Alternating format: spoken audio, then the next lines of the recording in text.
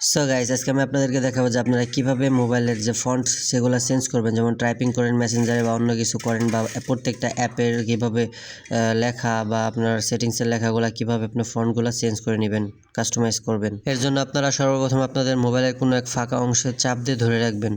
চাপ দিয়ে ধরে রাখার পরে যেখানে আপনার লেখা আছে ওয়ালপেপার, এটার উপরে ক্লিক করবেন। আপনার মোবাইলের ফোনে ডাটাটা অন থাকতে হবে, তাহলে কিন্তু খুঁজে পাবেন না। এই যে অনলাইন ওয়ালপেপারস, এটার উপরে ক্লিক করবেন। এটার উপরে ক্লিক করে দেওয়ার পরে এখান থেকে আপনারা কি শো করবে, এই যে ওয়ালপেপার চেঞ্জ করতে পারবেন, এই যে ফন্ট চেঞ্জ করতে পারবেন। এখান থেকে আপনারা ফ্রিতে ফন্ট লেখা আছে ওইটা আপনি খুঁজে নেবেন। যেমন এখানে সবগুলো 100 টাকা করে পিস।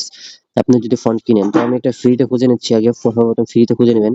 আমি দুইটা ফন্ট এই যে ফ্রিতে পেয়ে গেলাম। এই যে এটাও ফ্রিতে দেখতে পাচ্ছেন। এই যে এখানে ডাউনলোডের অপশনে ক্লিক করে ডাউনলোড হয়ে যাবে। যেরকম লেখা থাকবে আপনার সবকিছু, যে টাইপিং টুইপিং। তারপর আমি যে এটা ব্যবহার করবো, যে এটার উপর ক্লিক করবেন। এটার উপর ক্লিক করবে, যে ডাউনলোড আছে এখানে ডাউনলোড অপশনে ক্লিক করবেন, এটা ডাউনলোড হয়ে যাবে। তারপরে যে অ্যাপ্লাই বাটন আছে, অ্যাপ্লাই যে ক্লিক করে যাবে। যে এখানে আপনার সব এই যে টাইপিং টুইপিং কিরকম দেখাবে, এই যে আপনার অ্যাপগুলো এরকম দেখাবে। তারপর আপনার এই যে সেটিংস এর এইগুলো এরকম লেখা দেখাবে। টাইপিং করলে যেরকম লেখা দেখাবে। এখন অ্যাপ্লাইতে ক্লিক করলে আপনার এটা অ্যাপ্লাই হয়ে যাবে, সব জায়গায় সিলেক্ট হয়ে যাবে। বুঝতে পারছেন? সো এই ছিল আজকের ভিডিওটি। ভালো লাগলে লাইক সাবস্ক্রাইব করে পাশে থাকবেন।